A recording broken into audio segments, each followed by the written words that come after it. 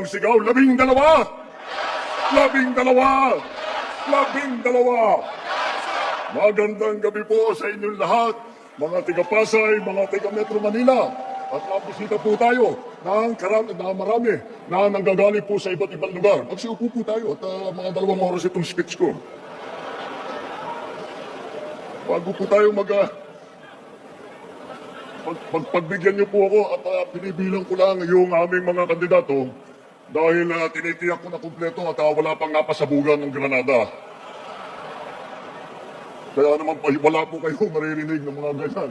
Yan na po ang kaibahan ng alyansa sa lahat ng mga ibang tumatakbo dito sa halalan na ito. Wala po kayong maririnig na masasamang salita. Wala po kayong maririnig na panakot. Wala po kayong maririnig ng pagmumura. Dahil po, nakita niyo naman po, narinig niyo po ang programa ng ating mga kandidato. Hindi lamang ang programa, mas mahalaga pa siguro ay ang kanilang nagawa na. At kung titignan niyo po ang record po nila, ang lagi lang kanilang iniisip ang kapayapaan at ang kaunlaran para sa bawat Pilipino, para sa buong Pilipinas. Makikita niyo naman po ang galing na aming hinaharap. Kaya malakas po ang loob ko para makaharap sa inyo at sabihin na iboto ninyo ang ating mga kandidato. Dahil napakagaling, napakahusay po, at bukod pa ron, napakamabuti na tao lahat ng aming kandidato. Kung iisa-isahin po natin, alam naman natin, napakagaling lahat. Narinig nyo na yung kanilang mga achievement doon sa kanilang pinagdaanan ng iba't ibang mga posisyon sa pamahalaan, sa serbisyo publiko.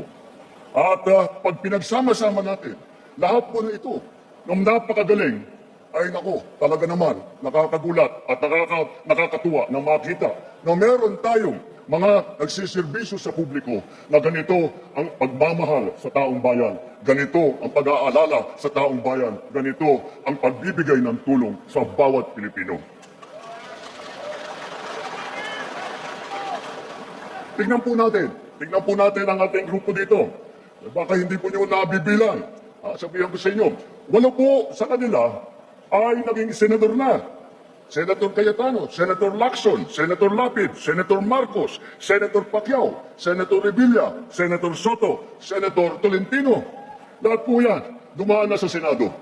Kaya naman po, pagka nainuklok na sila sa kanilang posisyon bilang senador ulit, ay makikita po natin, hindi na po